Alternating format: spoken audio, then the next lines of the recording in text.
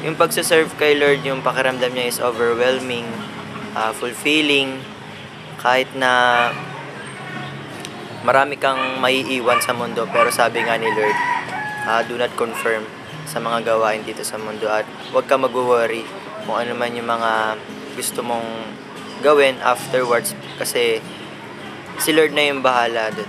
Masaya. Masaya dahil ang pinaglilingkuran mo ay Diyos na buhay. Masaya ang maglingkod sa Panginoon. Walang kapalit. Magaang at saka parang satisfy ka, no? Kaya yun gumaga, kaya masaya, gano'n. Naka-complete ba? Another way na parang nasabi na nakatagpo mo ang Panginoon. Dahil laking church ako at first, parang you serve God kasi it makes you feel good. Masaya ka. Pero as you grow and mature sa relationship mo with God, ngayon out of love na and overflowing gratitude na you can't help yourself but to serve Him kasi talagang sobrang outpouring yung pagpapasalamat mo kay Lord. Nararamdaman ko yung joy, yung love, yung fellowship sa mga kapatiran, kung ano yung binigay niyang buhay sa akin nung hindi pa ako nakilala, tinutumbasan ko naman ng paglilingkod para sa kaluwalhatian ng Panginoon. Masaya po ako naglilingkod sa Panginoon dahil high school pa lang ako ay naglilingkod na ako sa Kanya.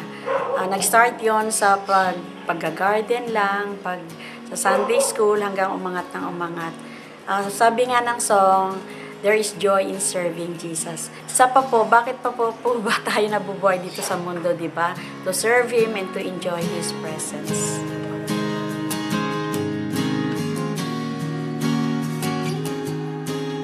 As a student, actually yung pagsaserve kay Lord is full of sacrifices for me.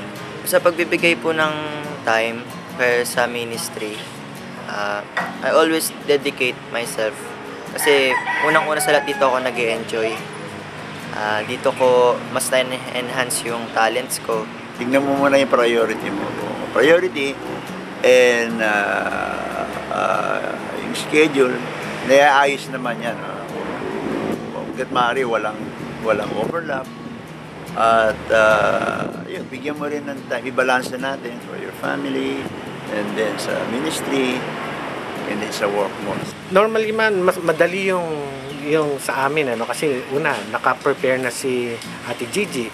Ang sa amin na lang, i-expound yun. Hilingin ko lang ang banal na espiritu para makuha yung message yan. Actually, at first, mahirap siya until you make a decision na you set schedule for God. And yung motivation ko dun is, if God spends His whole time for me, bakit hindi ako makapag-set ng time ng schedule ko para sa Kanya? So, sa una mahirap, pero sa dulo, si Lord naman nag-aayos ng schedule mo eh. So, pag sinubmit mo na yon, everything is falling into its place naman. Pag Sunday, kung wala naman ginagawa sa bahay, maghapon, priority ko po na atinan yung mga meeting na talagang kailangan naman na gawin kasi para sa kaluwalhatian ng Panginoon. At the same time, sa paglago ng iglesia. Ang time management ay importante. At talagang busy po ako Monday to Friday. I teach in high school, I teach in college. Sabi nga nila, pag gusto mo, may paraan. Pagka ayaw mo, may dahilan ka. Pero wala naman po tayong dahilan para sabihin natin sa Diyos na hindi ako pwede. Talagang there should be time in serving God.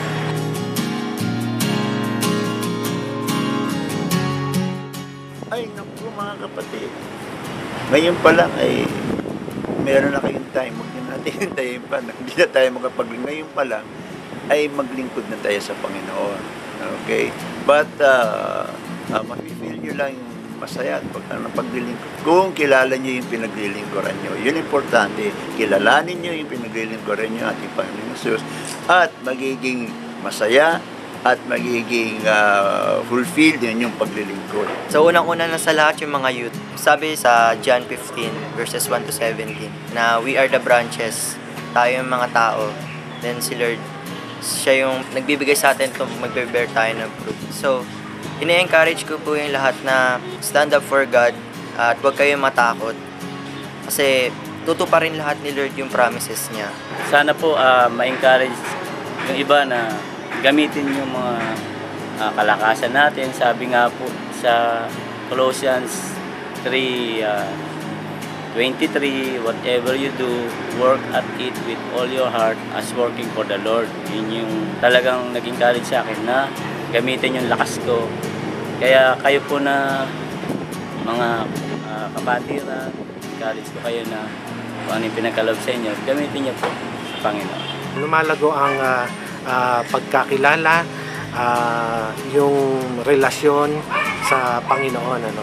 Mas mamimit mo yung kailangan mo sa Panginoon pagka naglilingkod.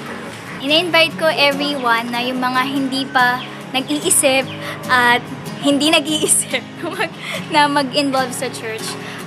I hope na wag nyo na siya talagang pag-isipan ng matagal kasi we are missing a big part of our Christian lives kung hindi tayo magsuserve. Kasi we are called not just to be saved but to serve God. And sa ministry, like ako personally, mas makikita mo yung heart and mind of God kapag na-involve ka kasi marami ring mga Kristiyano kang kasama. So, you learn together and you grow together. So, masaya siya. Bukod sa masaya, it's talagang rewarding, holistic yung reward sa'yo ni Lord. Ini-encourage ko po kayo kapag wala pa po kayong ministry, try to find time. Huwag po kayong mahiyang sumama sa kahit mga anong ministries dito. At magpagamit kayo hanggat malakas po kayo. Lalo na po ang time, hindi natin alam kung hanggang kailan tayo malakas, hindi natin alam kung kailan tayo may trabaho. Maglilingkod pa ba tayo sa Diyos kapag yung may sakit na tayo? Come on, join us!